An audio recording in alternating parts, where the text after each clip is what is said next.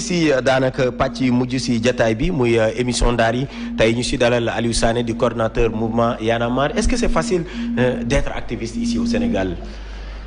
D'abord c'est gis nga man déjà militant là je suis pas un activiste parce que activiste en français ça peut être péjoratif. Militant là rek citoyen pour man c'est gis nga bëgg sa réew la. Je pense que ñoom Karim Xurum Xaq je parle même pas de moi. S'ils se retrouvent comme ça en prison nga dégg tous les 3 mois jàpp nañ leen pour ay marche ak yooyu lii baax seen xol la rek bëgg seen réew mu am li ñu bëggal seen réew yéeneel ko seen réew.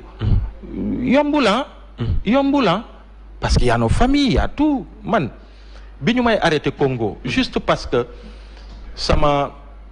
samay frères africains dañ ñu invité de la façon la plus naturelle ci benn workshop c'est-à-dire ñu dem waxtaan sur l'Afrique sur suñu débat sax moo doonoon jeunesse su Congo jël leen seeni responsabilité bu leen bañ leen doon chair à canon wu politique yi assumer leen seeni responsabilité lancer leen seeni mouvement dans la citoyenneté ngeen amal njëriñ Congo ak yooyu biñ ñu fay jàpp foog fekk na man maa ngi marié wu sama soxna mu ngi ëmb ba 10 lu ne mënoon na ma fa dal mais ça aussi c'est les risques à payer gis nga mais même fii au Sénégal la prison ak leneen et puis beaucoup de choses yenn contexte yu ñu nekk 2011 ñun demoon nañ ba dëkkatuñu suñuy kër pendant 3 mois dëkkuñu suñu kër parce que bëgguñu exposer suñuy famille ku mel ni man 3 heures du matin laa doon ñëw yegg si nuyoo changer yére sangu et tout nuyu voilà et puis après dem parce que bëgguñu woon exposer suñuy famille nekkuñu ci lenn lu bon mais malheureusement dañu nekk face à des nguur yoo xamante ni da leen di jaral lu ne donc yooyu yëpp c'est des risques mais pour man sax doo toog du problème est-ce que jar na ko non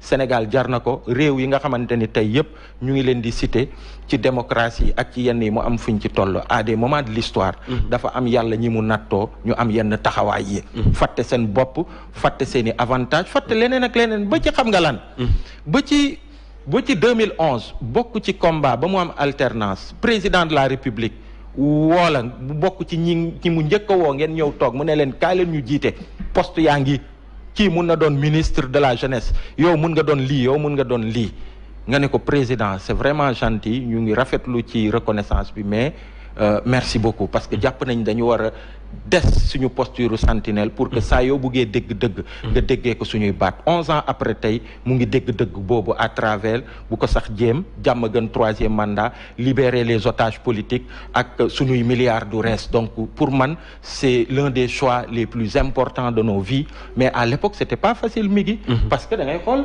say mbokk dañ leen yow xanaa buggoo dara xanaa yow boo buggut sax xanaa buggalooñu parce que justement dans suñu société aussi ni mu tëggoo la plupart nit ñi dañu foog ni booy engagé wu c'est pour en récolter les espèces sonnantes et trébuchantes. Engagement bu ni mel est-ce que tamit warul tax ngeen gën a ànd ak rigueur ci doxalin su may wax rigueur ci doxalin quand on parle du mouvement Y en a marre xel également mun na dem ci kilifa bi nga xam ni tey jëlee am na ab dossier bi nga xam ne ñu ngi ko koy toppee est-ce que loolu noonu amul tey benn njeexal jàppoo ni am na njeexital seen xeex.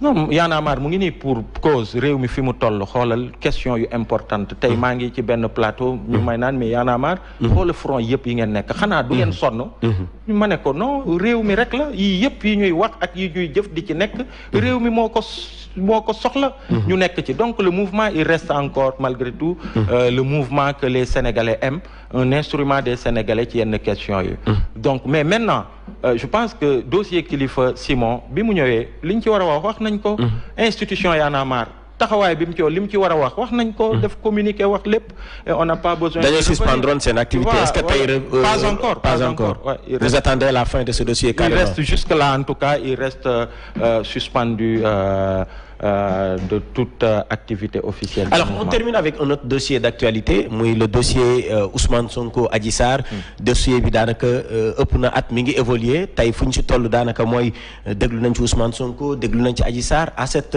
étape bi ñu toll jamono jile mun nañu wax ne sax ñu ngi ci tudd la guerre des audios entre autres pour finir ban jàngat ngay am ak retombées yi ci amaat yëpp te jële ban jàngat nga am ci bi le dossier.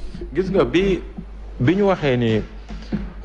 Procureur commencé na def les auditions nous Y en a marre on a dit il y a pas plus normal parce que autant on s'est battu à l'époque pour dire que il faut que la lumière soit faite dans ce dossier autant on s'était battu pour dire que pas de n'importe quelle manière, en violant les droits d'un opposant politique, il faut que mu jaar ci yoon. Mais autant aussi on a dit oui ndagam yëf yi dem na ba dalaat que juge bi commencé na di entendre ñëpp mu def li war. Mais autant aujourd'hui je me dis quand celle qui accuse a eu l'opportunité face au juge d'instruction d'étayer son accusation à travers des éléments probants defu ko, après c'est dans les lives qu'il faut le faire ak yeneen je dis de qui on se moque quoi. su fekkee ne procès bi lay xaar pour yóbbu ko fa. Non mais su fekkee ne dañoo décider dem balaa ñoo jëm procès justement. Le rôle du juge d'instruction c'est de lui donner autant d'éléments qu'il faut et des preuves qu'il faut pour que mu ne lii jar nañu dem procès ou pas. Mais tey si on s'en fie à tey li am mooy. ñëw na jàkkaarloog juge bi nanguwul indi ay preuves de son accusation. Est-ce que on peut. Mais est-ce que parce que man nekkuma woon ci bureau ba yow nekkoo ci bureau ba mais est-ce que tey ji àttekat bi amul assez d'éléments yu mun a tax peut-être ñu dem ci procès. On verra, je sais pas, nous on n'est pas le juge, mais on ne peut se fier que toi et moi Sénégal la ñu nekk. yi nga xamante ni yëpp mu ngi ci à la place publique. am na ay journalistes crédibles ah. déglu naa ci Daouda Mine.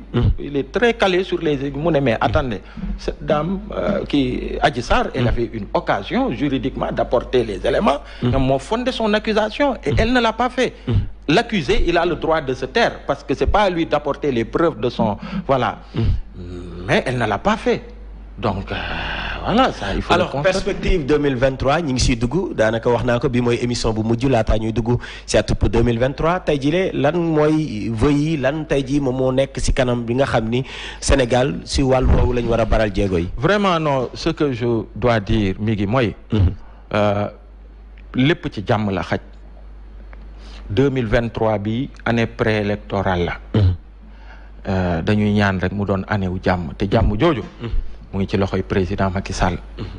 mu ngi passé sur la question de troisième candidature mu xam ni te moom xam na ko sax. mu fësal ni constitution mayu ko te kaddu yi mu jibal en tant que président yëpp du waxeet. je pense que loolu bu ko defee dina bokk ci li nga xamante ni dina talal réew mi ñu dem vers une année boo xamante ni dina dal Sénégalais yi ñu liggéey réew mi loolu la soxla. mais loolu c'est important mi ngi. lépp ci jàmm la xaj. et loolu lu am solo la ci jàmm réew mi. vraiment man loolu laay wax quoi parce que après lépp ci la xaj. mi ngi après lépp ci la xaj. waaw loolu daal enjeu la. waaw il faut que képp ki nga xamante ni leader d'opinion nga ci réew mi. jàmm tax la jóg ci réew mi. politique taxu la jóg forcément Sénégal rek tax la jóg dëgg tax la jóg. war nga ne Macky Sall ni mbirum troisième candidature bu ko fi yëkkati ndax baaxut ci réew mi. merci beaucoup Aliou Sané ma doon am mbégte di ànd ak yow si biir émission Ndaar yi. mais merci beaucoup Migui vraiment c'était un réel plaisir ñëw ci émission bu am solo bi ah. vraiment format bi ah léeg-léeg mu xaw a def nii. mais c'est rien. je respecte les règles du jeu. mais et je respecte mais vraiment. et ce sera un réel plaisir. que laay ñëwaat ci sa émission bi. jàkkaarloog yow pour waxtaan ci li peut-être soxlaal sénégalais yi di nuyu bépp sénégalais. bi ñu doon seetaan ci Sénégal ak ci bitim. merci beaucoup pour la disponibilité yow itam saa yu ñu la